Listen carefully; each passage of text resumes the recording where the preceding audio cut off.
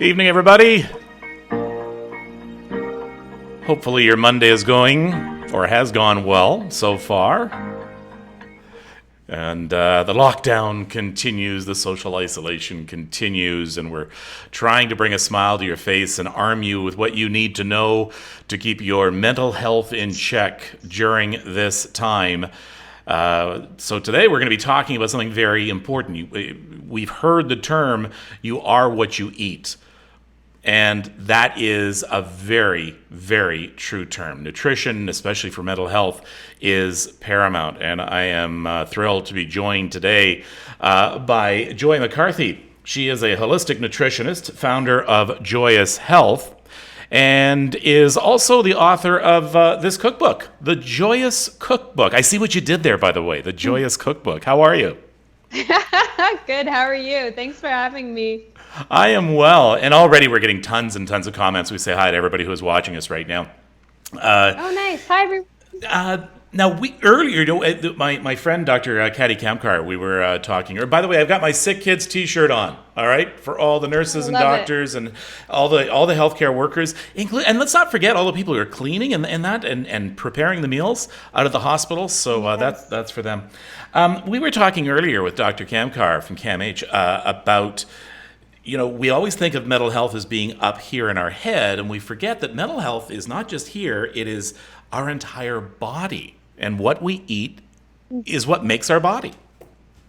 Mm-hmm. Absolutely. And that's why, I always go ahead. Sorry, go ahead. We're on Skype, and so folks, the audio is terrible. So you go ahead. I was just going to say, I think we have this amazing opportunity that, every time we sit down to a meal, we can make good choices for our body. And we have this powerful ability that every time we bring our fork to our mouth, our fork is truly our most powerful tool. So is a good chef's knife. I'm all about having a good knife for cutting your onions or whatever. But our fork is truly one of our most powerful tools for our health. So every time we eat, we have this really great opportunity to nourish our body and fight disease and stay energized and joyous. And nourish our mind as well. Yes. People don't, and I guess I want to talk about, I think the thing that's foremost in my mind, and that is stress eating. You're bored, you're stressed, you have anxiety, in some cases you're scared, you don't know what else to do. So it really does take a toll.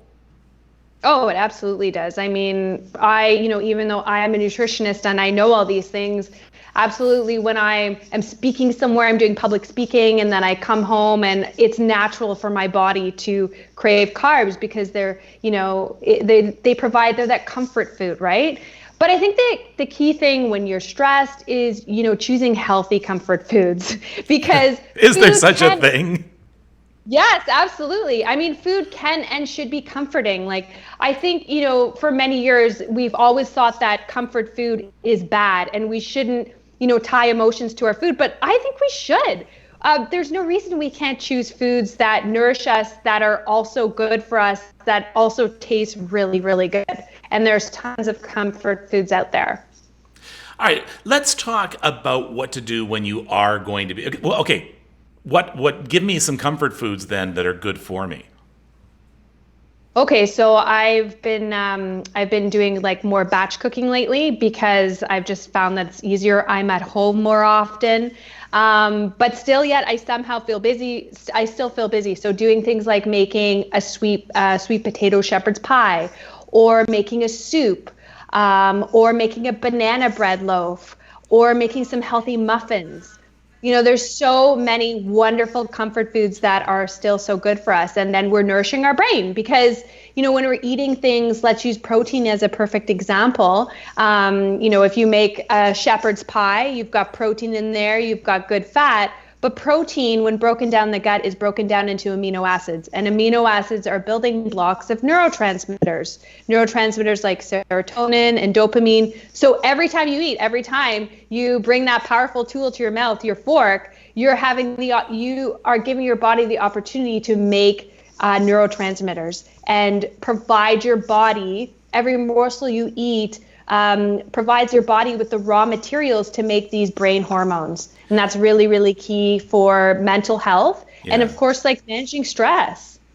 Now, you mentioned soups, and I don't think people realize how easy soups Oh are, yeah. especially a healthy soup, is to make. They're almost as simple as just opening a can. Oh yeah, yeah. Well, I mean, I'd rather people like make their soups from scratch. But here's the thing. If you have some vegetables in your fridge, most people do, chop up some celery, chop up some onions, some carrots, get a veggie stock, and you pretty much have soup. Add a can of tomatoes, add some pasta to it or some rice. If you don't eat, if you can't eat gluten, for example, add some brown rice to it, and you have an absolutely delicious soup. So, healthy cooking need not be complicated. I've always said that if you can read, you can cook. If you can read a recipe, you can cook. And I think the circumstances we're all in right now is providing us with this opportunity to actually relearn things and like really learn how to cook. Because I think actually cooking is a life skill, but a lot of us didn't learn how to cook as children. So, if we have more time on our hands, make a soup. But again, a soup is really not very complicated. And you just used the magic word time. One reason that we always shy away from cooking and cooking meals from scratch is that we don't have the time. And we've been at Yeah. work all day and we're tired. Well, you know what? The thing is, if you spend some time in the kitchen, spend some time cooking, you're not only making something healthy for yourself, you're also distracting yourself, giving yourself something to do and feeling productive.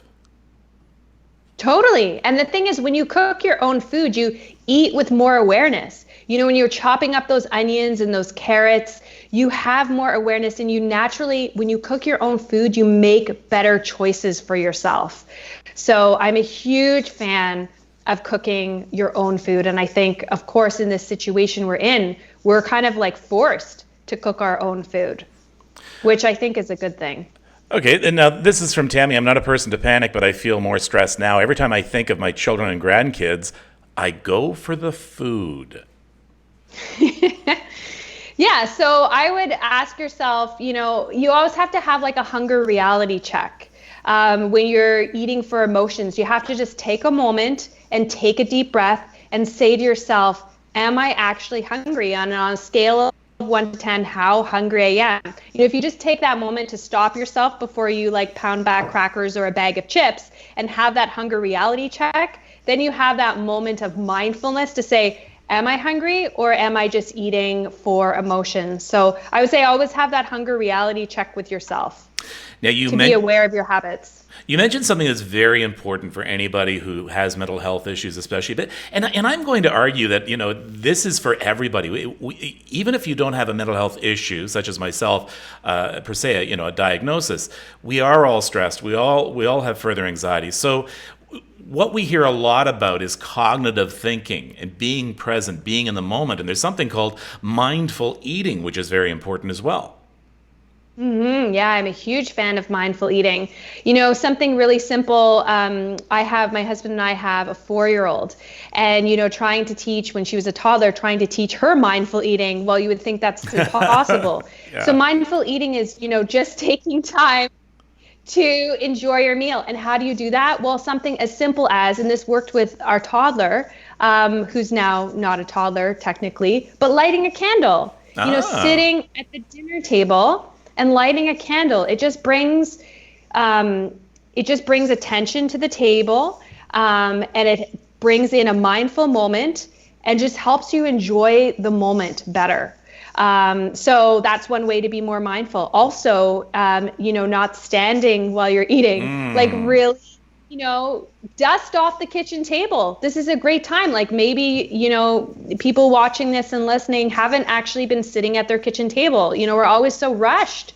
We stand while we eat. Like now is not the time to do that. If you have it available to you, sit down at your kitchen table, light a candle, set the table, get out your nice napkins, and enjoy your meal. And just take, put your fork time you eat, and engage in conversation if you live with someone, or even do FaceTime with someone. If you live on your own, it's still so important to be connected, and why not share a meal with someone on your phone, on FaceTime or Skype or whatever you use.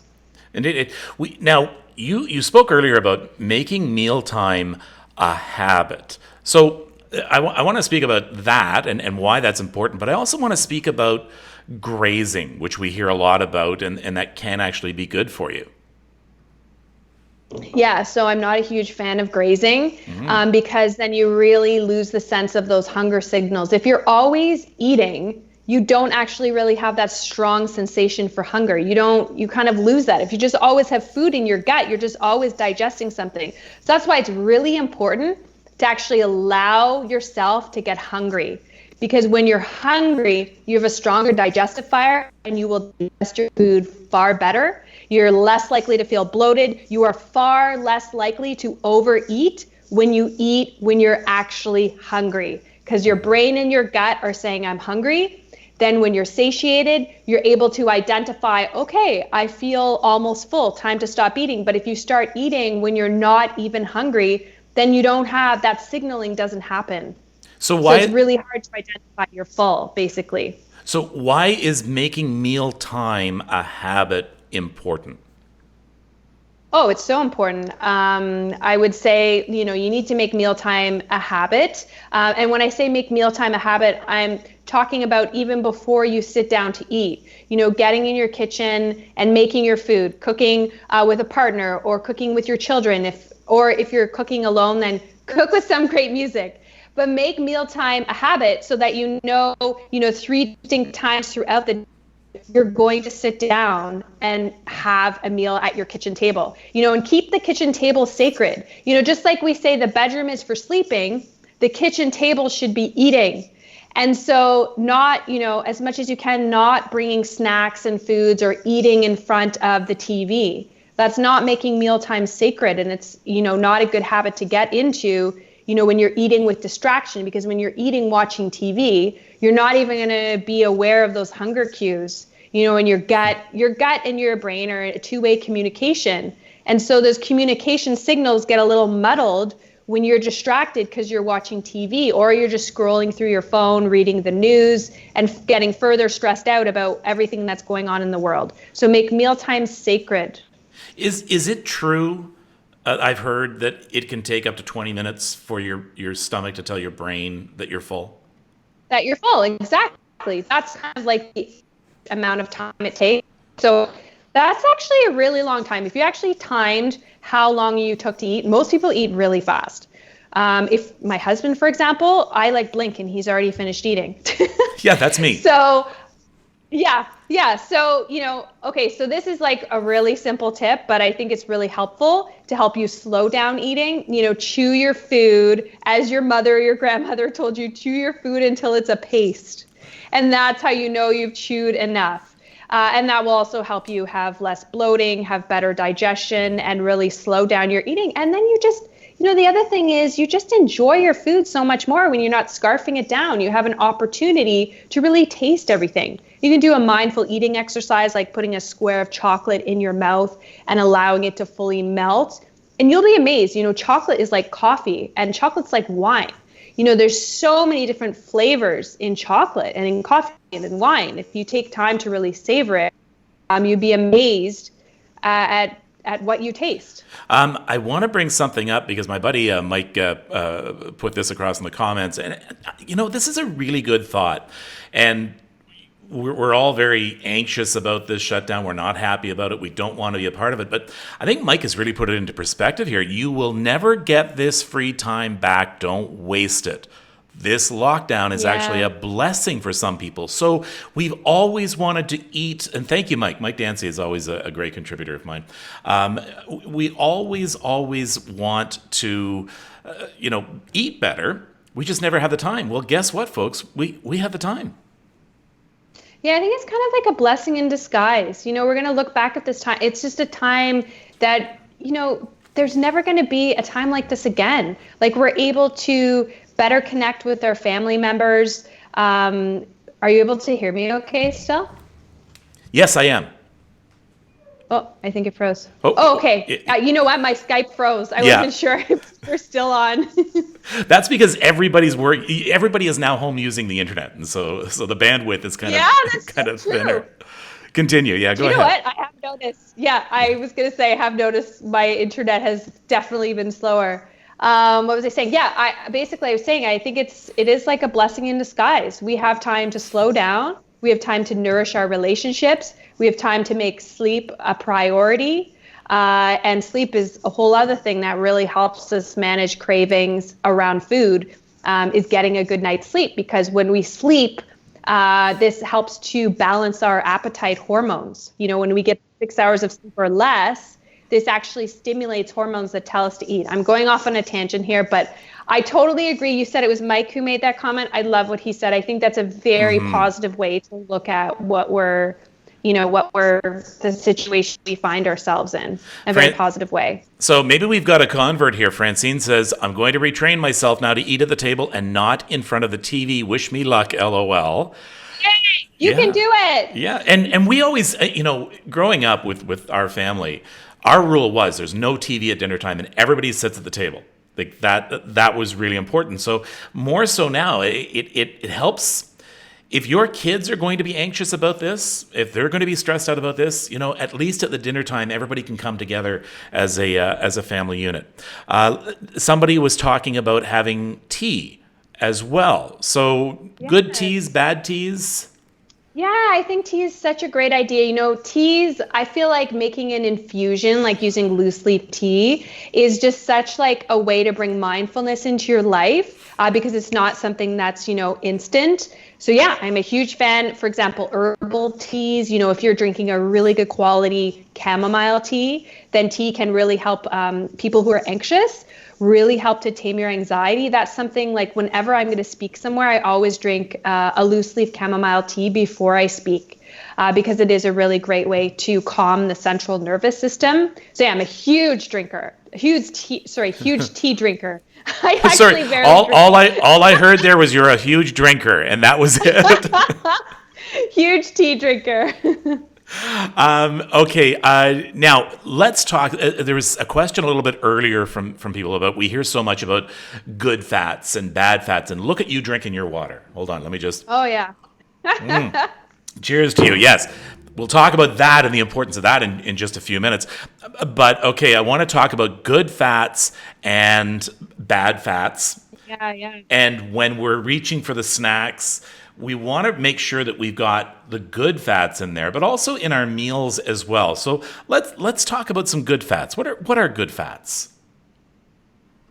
Yeah, so fat is so important at every meal and snack, especially when we're snacking. We want to make sure that we consume good fats. And the reason why is that fat is so important for us to feel satiated, for us to feel full and satisfied. If we don't have fat in our meal, protein helps too with satiation, but fat in particular helps the body release leptin, which tells you that you're full and satisfied. So you want, and also very, very blood sugar balancing, and keeping your blood sugar balance is key for reducing cravings. So if you're eating a meal or a snack with fat, you're far less likely to overindulge. So yes, there's good fats and there's bad fats. Good fats, think of things like avocados, making guacamole, olives. Olives are my secret weapon before dinner. Like when I'm really so hungry and I just want to pound back a bag of chips, having a couple of olives while I'm cooking dinner, that good fat just tides you over.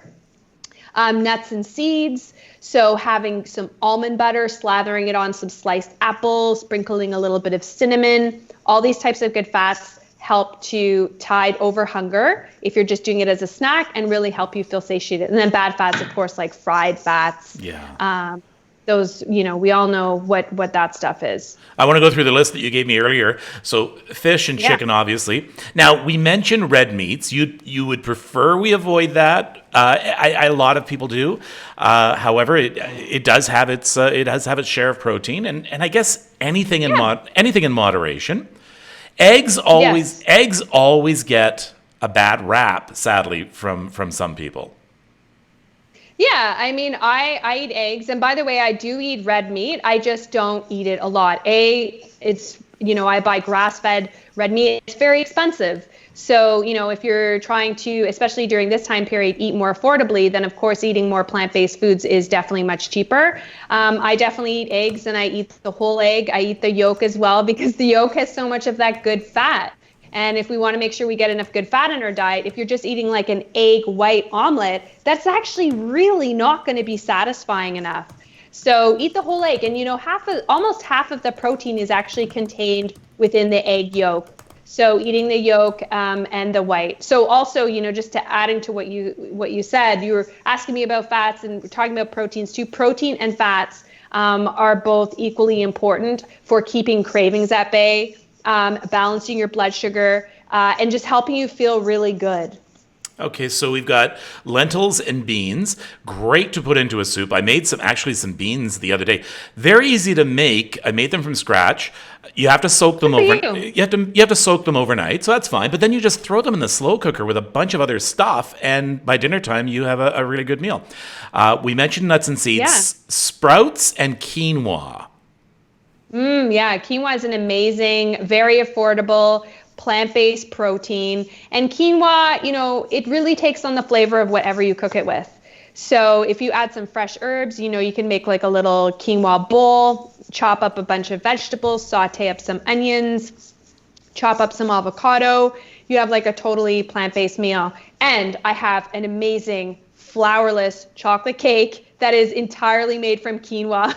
It's actually on my blog. I'll send you the link. Oh, please do. And folks, we will share that. The other thing I wanted to share was I'm going to share it later on. I make an avocado chocolate mousse.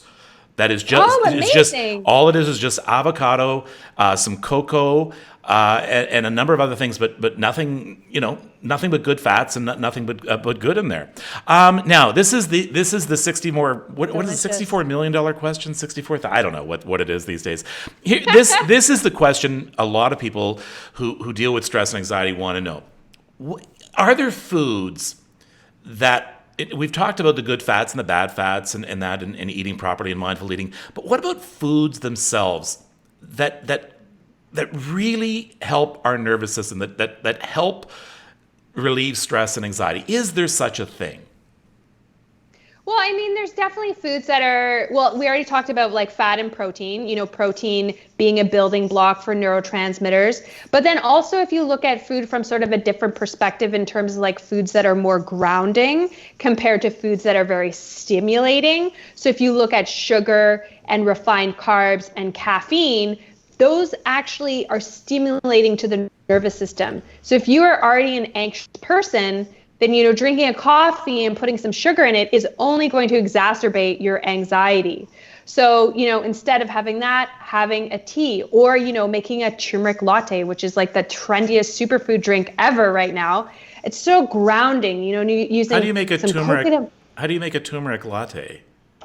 So super easy. Turmeric powder, some ginger, some coconut milk, and some hot water. That's like the simplest way to make it. Or you can toss all those ingredients into your smoothie and add the hot water in and just blend it, and you get like a frothy, creamy drink. It is so delicious. Honey, you have to add some sweetener too. Now, sorry, continue. Oh, I was just gonna say honey or maple syrup. Okay, this is a great question from Mustafa. How can we stop eating so many sweets? And I don't know about the validity of this, but I've heard that sugar is actually more addictive than cocaine. And how do we, I actually would believe that. The thing is, we crave it, we want it, we feel we need it sometimes. You need your sugar fix. Yeah. So how do you, to answer Mustafa's question, how do you try and get away from the sweets, the processed sugar sweets? Yeah, so there's various ways to do that, of course, but just getting back to your point about how addictive it is. Sugar is as addictive as cigarette smoking because it's stimulating the same receptors in your brain that make you feel that good, have that rush. So I would say you have to really honor where you're at. It depends where you're at in terms of your sugar addiction. With most people, I actually suggest that they go cold turkey with all refined sugars. So meaning you have to just cut it out. You have to decide, you have to say to yourself, you know what? I am going to do something really good for my body, and for the next just 2 days, just start out simple. The next 2 days, I'm not going to eat any form of refined sugar. You can have fruit instead. You could add honey in your tea. You could eat some dates. One of my favorite snacks when I want something sweet is I take a date, like those fatter ones, medjool dates, the nice soft ones. I take a date. I take out the pit. I stuff it with some almond butter and put some chocolate chips on it. And that totally kills my sweet craving. But I would suggest with refined sugars, go cold turkey, stop eating them for 2 days. And once you get to 2 days and realize what you've accomplished, that you haven't eaten any refined sugar for 2 days, then add another day and keep adding to that. And I can tell you over the years, I've been a nutritionist for over a decade, and I've had many hundreds of people able to overcome their sugar cravings. And I've never had a single person say to me, after not eating sugar for 2 weeks, the only thing I want to eat is sugar. No one ever says that. Well, I can tell you. In fact, they say the opposite. I can tell you, I have gotten off the sugar for quite a few months now. And I was afraid, I'm going to be tired all the time. No, you know what? It's the opposite. I realized that when I had that sugar fix, it was great like that for a little bit. And then bam, you can crash. I don't have that crash anymore. So I've gotten used to now not having sugar in my coffee. I don't like the taste of stevia. I went cold turkey. It was tough for a few weeks, but now I get sugar in a coffee and I go, oh. I know. Exactly. You realize, I used to be a total sugar addict. I used to make these brownies that had 5 Mars bars chopped up into them. Yeah, I used to eat that, which is kind of disgusting now thinking about it. But now I just couldn't imagine, now I'll make black bean brownies and no one knows there's black beans in there. They're so super healthy, but taste really good. So you're absolutely right, Kevin. You really, once you cut out sugar, you realize your taste buds adapt. Yes. And you realize, how, you're satisfied with natural sweeteners and eating fruit, or making a banana ice cream. There's so many there's so many foods that are natural. There's so many good foods that can really satisfy you. Now Christine says here that sugar feeds depression as well. I don't know. It sounds about right to me. Yeah, well, I would say for a lot of people, if they feel depressed, you will often resort to foods like that to get a lift, right? You're looking for your sugar, just like coffee acts as a stimulant. So you're looking for something that gives you that up. So I would definitely suggest to everyone here listening, if you do feel like you're a sugar addict, and I speak as a recovering sugar addict, that you just have to go cold turkey. And add, it's all about simple changes. If you say to yourself, I'm going to go sugar-free for the next month, I think that's too dramatic. I think that's too overwhelming for most people. It's all about baby steps. Just start with a few days at a time. So we've talked about sugar, watching your sugar. There's that feeling of being hungry all the time as well. And you're saying take a hunger check. Yep. Yeah, take a hunger reality check. And also, what is that? What is that? What's a hunger reality check? Okay, so asking yourself, do I have the physical symptoms of hunger? Does when you wake up in the morning and you actually feel that warm sensation in your tummy and you feel ready to eat, you're really hungry, that is the kind of sensation that you want to have every time you go to eat. So if you're eating 6 or 8 times a day, I'll bet anyone that they do not have that actual sensation of hunger that many times. Most people are pretty okay with eating 3 times per day. So I would really encourage people to challenge themselves. If you are someone who just grazes all the time, don't do that. Starting now. Tomorrow is a brand new day. You have this amazing opportunity to start the day off fresh and decide that you're going to have a really good quality breakfast and then you're not going to eat for 4 hours.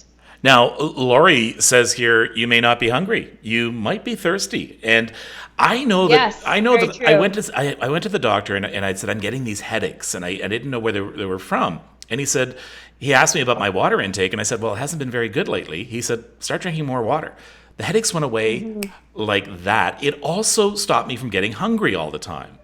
Yeah, that's so true. That's a great point that person brought up, because your brain can't differentiate between hunger and thirst a lot of the time. So you may think you're hungry, but you're actually thirsty. So that's another strategy you can use. Say in the evening, that's when most people get the nibbles, is in the evening, you've had like a good meal and you're still hungry. Then you can say to yourself, you know what? If I'm still hungry, I have to drink this entire mason jar of water. And if I drink this whole mason jar of water and I am still hungry, then I'm actually hungry. So I really like the water. I really like that strategy of drinking like a full glass of water and then evaluating, am I actually hungry? And then coming back to the emotions as well. Like, are you just eating because you're stuffing down emotions and you're trying to escape? Food, of course, is a form of escapism.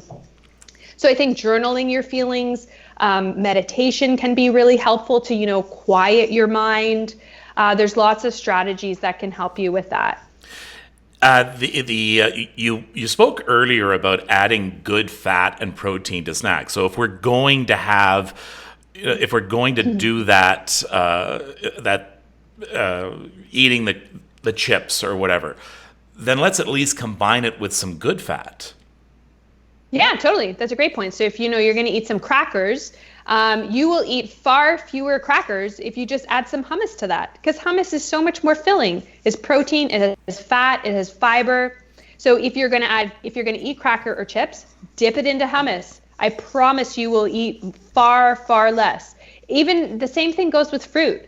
If you are eating healthy and you're getting in lots of fruits and vegetables, some people find they eat an apple, for example, and they feel more hungry. It has stimulated their appetite. So, a simple habit is to add some fat to that. Either add some nut butter to the apple or have it with some cheese. I love organic cheddar cheese with like sliced apple. That's so delicious. And you're getting good fat and protein, and it will help to really, well, first of all, not only does it balance your blood sugar, but fat and protein takes longer to digest. So that's why if you're eating just an apple, you may not feel satisfied, but adding that protein and fat to that, it will help you feel a lot more satisfied. There's one thing that I do, and it has worked wonders for me. Parker, can you bring me the jars that are on the counter? I went to the dollar store, and I bought 5 glass jars, and I want to show you, and they're on the counter all the time, within easy reach, okay? Oh, Parker's decided to bring them over all at once, these glass jars, but thanks. All right, so these are what I have. So I have glass jars. There's some walnuts. These are mixed nuts and not salted, all right? These are almonds. These are pumpkin seeds. And then these are raisins. And so I'll have oatmeal, and I just open these things and I sprinkle them on, and I keep these things filled. And sometimes I'll change them up. When something is in easy reach, sometimes it's easier to do.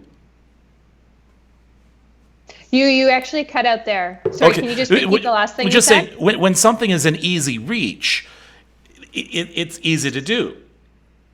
Yeah, that's why I love that you're doing that. And that is all about being prepared. So much of being healthy and having good eating habits is about preparation. So making sure that when you do your grocery shop, you're shopping with a list and okay, I'm getting low on pumpkin seeds, I'm getting low on walnuts, and making sure that you have those at your fingertips. And also I recommend in your fridge, have a healthy snack shelf.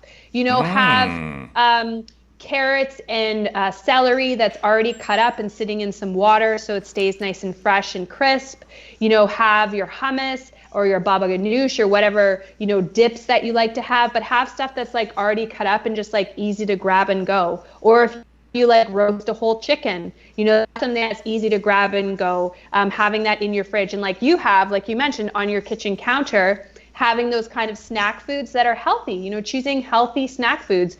I really believe if it's not in your kitchen, if it's out of sight, it is out of mind. And we're going out less right now. So even better to stock your kitchen with good stuff, because you're just less likely to go out, right? It's not as easy to just, go and buy some chocolate bars. If it's not stocked in your kitchen, then you're not going to eat it. This is a great question too, and I think every parent has this question. This is Ashley.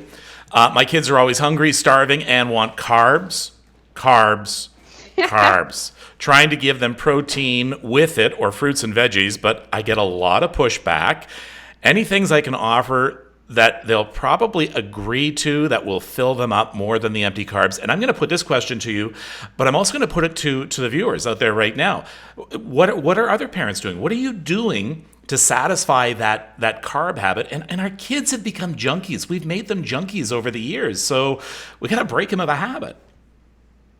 Yeah, well, kids are like constantly burning energy. They're constantly moving around. So the human body is very smart. It's wired to crave carbs because that's the quickest source of glucose, quickest source of energy to the brain.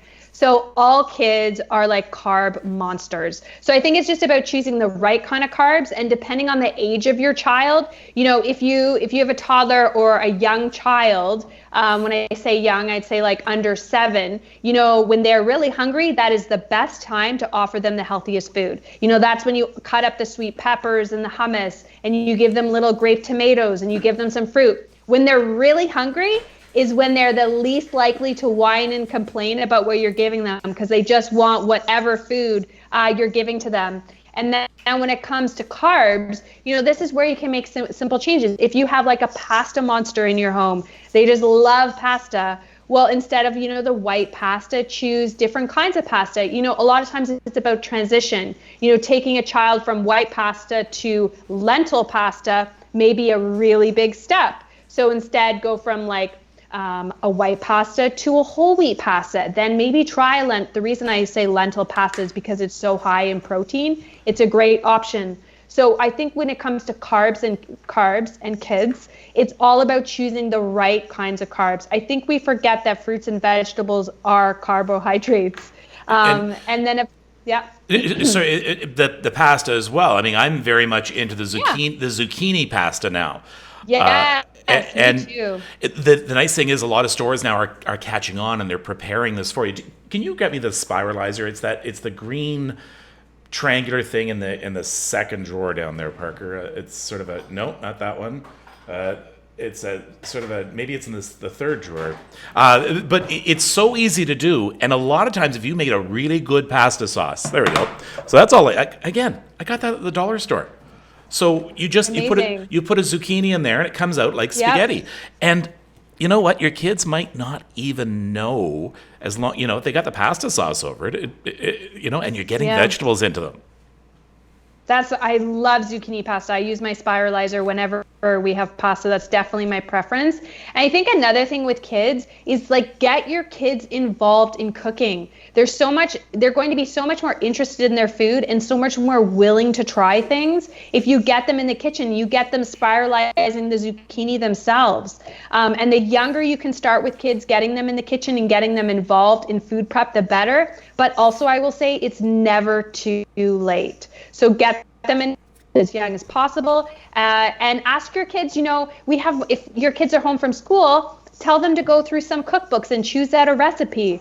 Let them have the independence to choose what they want to eat and then cook something together. And it's just like such valuable family time. Lori reminds me about spaghetti squash. And it is what the name says. As you make the spaghetti squash, you take a fork and you pull it out. It comes out like spaghetti. Okay, lightning round for you right now. Linda's leading me into a lightning round here. Linda Woodcox has just said, "Are sweet potatoes or white potatoes better?" It depends. I would prefer sweet potatoes because they typically are lower on the glycemic index. But I don't want to pit the white potato against the sweet potato because white potatoes do have some benefits as well, particularly if you're eating it with the skin, because you have all that fiber, which is very satiating. But if I had to pick I love potato skins with cheese and bacon and and sour cream. But that's not what you're talking about eating with the skin, are you? No, exactly. No. Okay, so whole wheat bread, white bread, whole grain bread. I would say whole. Okay, I'm going to say none of those. I'm going to say look at the ingredients and look what the bread is actually made of. Because a lot of times when you see whole wheat, it's actually not. It could be a blend of 4 different flours. It could have sugar added. It could have sodium. It could have all sorts of preservatives. So when it comes to bread, you could get a white sourdough bread that is way more nourishing than a whole wheat bread. So I think it actually comes down to reading your labels and knowing what your food is made of. And then we get into sugary drinks as well. Do you have give me one of your vitamin waters there, Parker, if you could. And I think that here, we see these a lot, and the impression is, because it's got the name vitamin water on it, that hey, we're getting our vitamins. This is great. What do you think about these? I'm definitely not a fan. Those types of vitamin waters are using the cheapest quality synthetic vitamins. You are far better off eating an apple or chomping on some celery than vitamin water. If you drink vitamin water because you find it helps you drink more water, what I would suggest to do is take some sparkling water and put a splash of juice in it, just like 100% juice. Put a splash of that into your sparkling water, and that's far better for you. A lot of times these types of drinks as well have like artificial sweeteners and artificial coloring, and so I would recommend avoiding that. But if the vitamin water doesn't have any of those, if it doesn't have the artificial stuff, it's just very low quality vitamins. Let me tell you what this one has. And these are in order. So, folks, what happens when you see these, it tells what is most prevalent or prominent in there is first. Reverse osmosis water. Well, that sounds healthy. Reverse osmosis water. Cane sugar. We see cane sugar. Cane sugar any better than refined sugar? Not really, no. They're both it's both sugar. So I would suggest definitely limiting your cane sugar. Like that, I don't know how many grams of sugar per serving in that, but if sugar is the second ingredient, you can bet that's just sugar water basically. Sugar's 32 grams per bottle. Okay, that's very high. That's very almost high. As much as a can of Coke. Really? Yeah, okay. So that's just like drinking pop. But then, there's citric acid, natural flavor. But then there's concentrate of purple sweet potato and purple carrot for color. That sounds healthy. Yeah, so I would definitely not drink that. Because there's just so many other better options, and you can save yourself some money too, right? Because how much does that cost? I don't know, $3 maybe? Yeah. $2-3? I don't know, yeah. Okay. Cucumber water, lemon water, raspberry. Just put fresh fruits in your water jug and then leave it in the fridge. That's from Lori, who just said that. You feel like you're at a spa when you're drinking cucumber water. So we talked about the bread. Someone was asking here about the bread. The one thing we didn't get to. Now, I'm becoming a huge fan of spinach. I'm putting spinach in everything right now. And I'll make eggs in the morning. I put the spinach in the pan first, have it start to wilt a bit, and then you put the eggs over it, and then mix them in together. It's absolutely amazing. But you are a huge fan of quinoa. Yes, quinoa and kale. So what I would suggest to you is, if you're always using spinach, I would switch up your leafy greens. Because I think the biggest challenge for people who eat healthy is that they eat the same foods all the time. Boring. So I think for you got to switch it up. Like maybe try next time you grocery shop, instead of buying spinach, buy arugula. And the next week, buy some kale. So really making sure that you cycle all the different greens that you eat is a really great thing to do. What I've been doing a lot lately, too, is if I'm going to make a hamburger or something like that, or I'm going to have a sandwich, instead of bread, I use lettuce. I get the big leaves of romaine lettuce, and I use that as the bread. It's something that was very big out west. I know when I was in Vancouver, you could order a hamburger or a sandwich with lettuce as the bread. So that's really, I actually love it. It's great. Yeah, and then you're not filling up. You're not getting so full just on those empty carbs, right?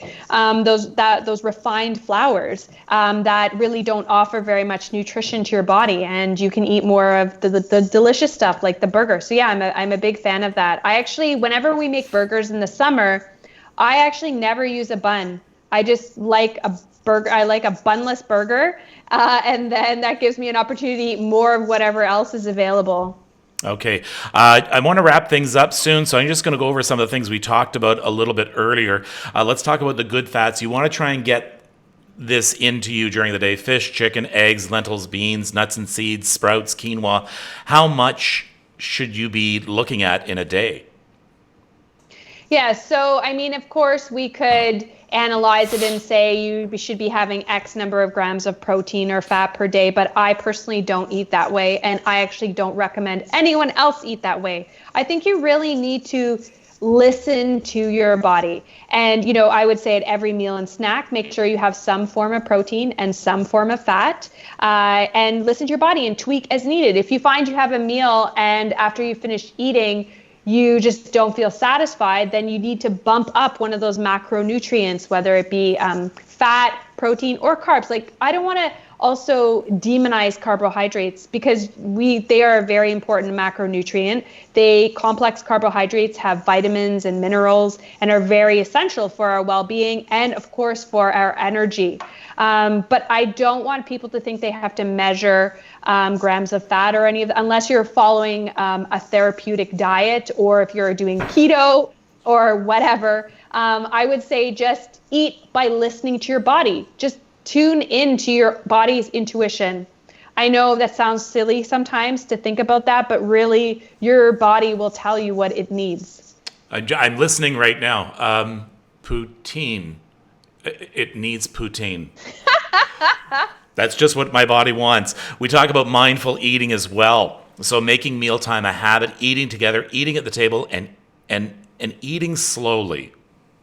Yeah, and also what I want to add to that is have a treat. If you want to indulge and have something, you want to have like a piece of pie that you made at home, then have that piece of pie, but just really enjoy it and see it as a treat. I think when we, have these kinds of foods every day, then it doesn't become special anymore and it's not as enjoyable.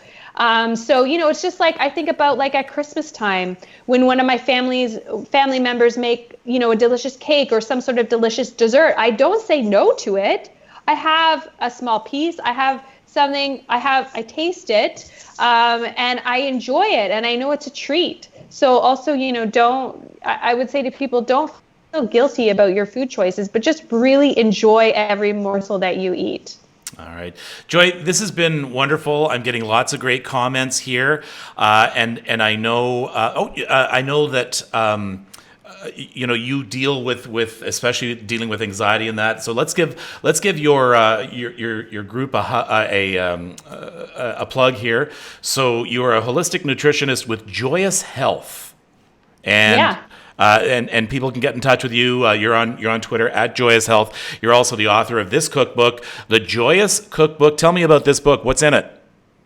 Yeah, so this is 100 recipes for everyday living. This is for every family. So whether, you're a mix of, you have a meat eater and a vegetarian and a vegan in your family, my recipe cookbook is for everybody. I have recipes that work for vegans. I have recipes that work for vegetarians, for people who eat animal foods.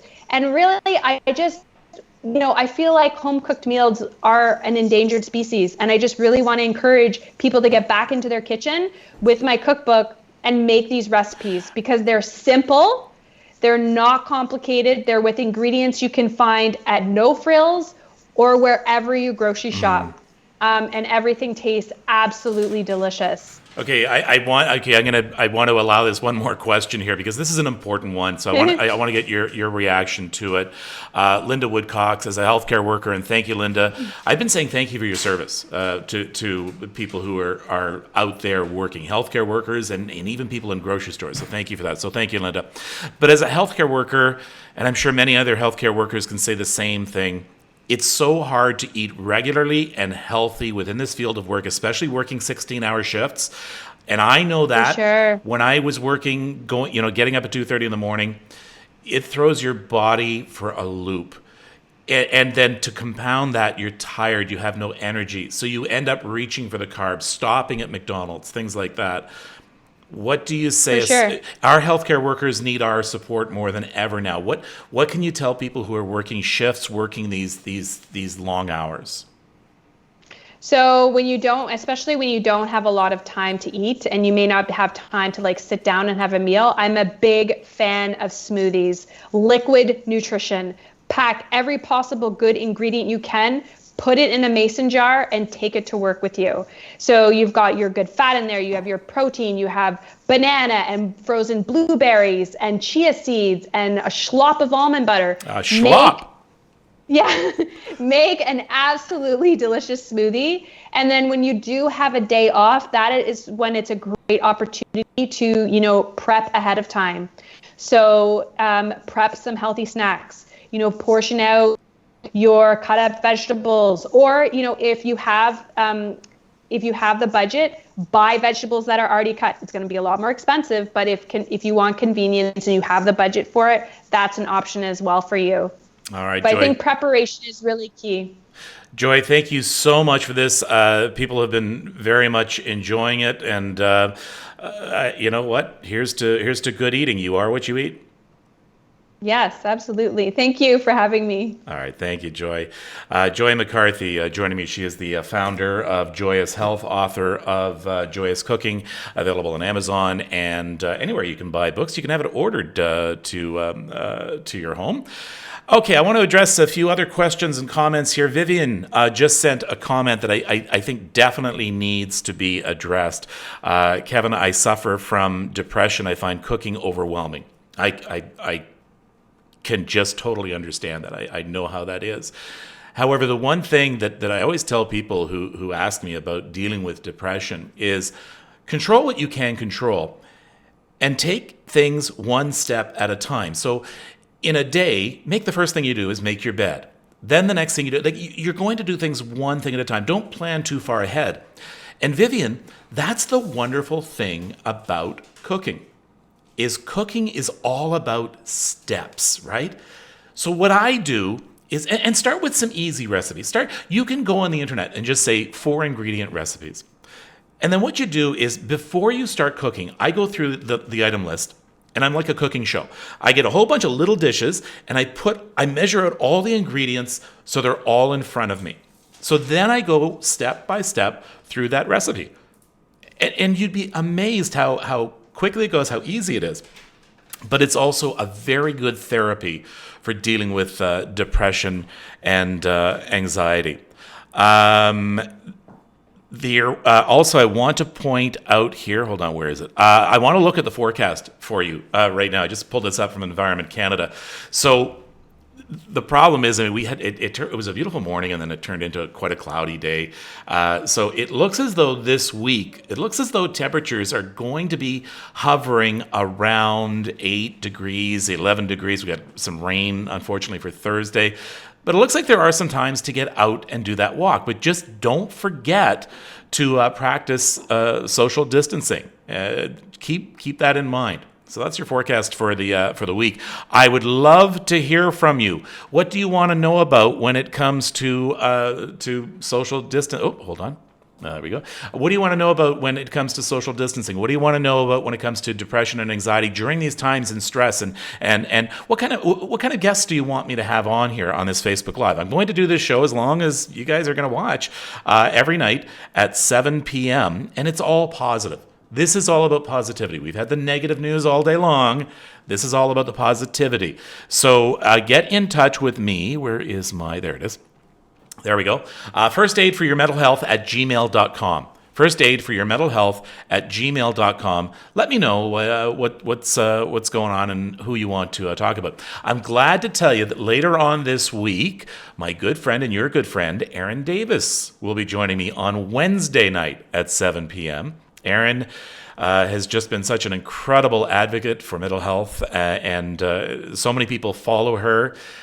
She is out in the West Coast right now with a beautiful view of the ocean. So she is going to be joining me, and we're going to talk about getting through this time together and doing it, hopefully, with a smile. And if Aaron Davis cannot put a smile on your face, no one can. Then later on this week, Dr. Kati Kamkar will be joining me, I think, on Thursday. And she is a psychiatrist with CAMH. She also works with me with St. John Ambulance. She is one of our consulting psychiatrists, helps us with our programs. She's going to be answering some of your questions about stress, because by Thursday, we're going to be into our second week for a lot of people of a lockdown.